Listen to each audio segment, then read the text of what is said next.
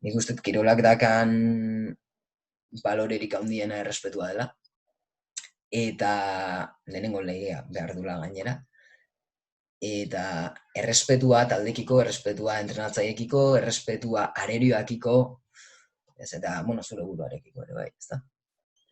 Ja txikitatikan, edo, adin horietatikan ja ikasten dutela, nolabait limitiak nun dauden. Hau da, zuk kirol bat nahi baldin badezu, jakin behar dez, araua jakin behar dituzu kirol horren arauak.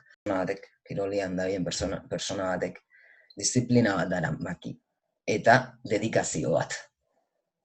Eta azkenean konpromesu bat. Ikasteko balio dura. Hau da, gu kirolian ari geranean, etengabe erabakiak hartzen ari gera. Bai?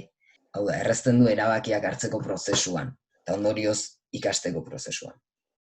Balio dezake bere energia hori kanalizatzeko. Kanalizatze baldin badezu, bide egokitik, esango dugu, antxietatearen gutxitzea torriko da. Azkenean, zure gustoko zerbait egiten aizeanean, eta zure gustoko zerbait egitean eroso sentitzezera, gustora sentitzezera zure buruarekin, eta horrek txute bat ematen dizu.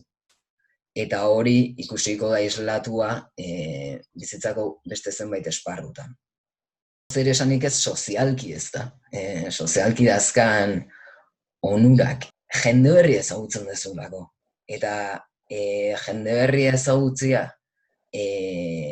beti da berazgarria eta adin horietan zer esanik ez, ezta? Beste lekutako jendea, beste adin batzutako jendea abaniko bat zabaltzen dizu. Eta zuk eduki dezakezu zure lagun taldea edo, ez, eskolakoa, ikastolakoa, institutokoa, baina beste alde batetik baita badakazu beste lagun talde bat zure gustoko gauzak egiten dituna, ezta? Eta orduan abanikoa zabaltzen zaizu.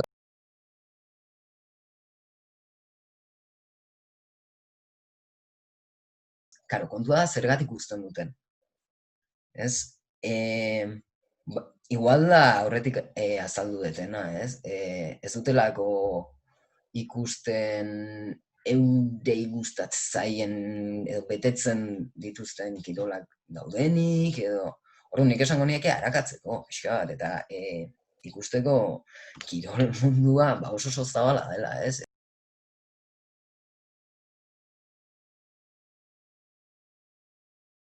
Mundu ez dela bukatzen hori hasteko, ez?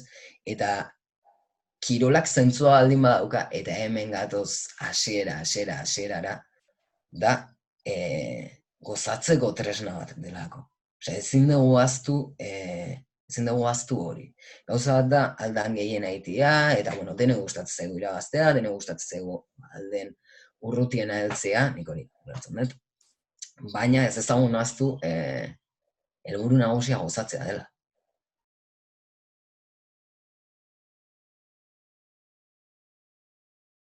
Betire, neurriak errespetatuz, garbi dago hori funtsezkoa dela, baina bai, kirola egiten hasteko pixkanaka, eta ze horrek azkenean lagunduko die, ze, pasatzen nahi gana gogorra da, eta kirola, importantia da, nire adibidez deseatzen nago kalera atera, eta ere entrenamenduekin hasteko, ez?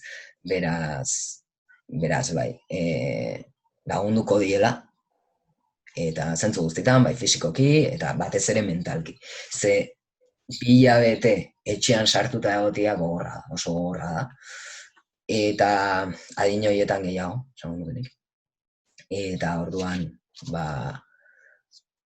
kirola izan daiteke tresna bat, lagunduko diena, xat, guzti hori ez, ansiedade guzti hori, eta, burua errekodokatzen.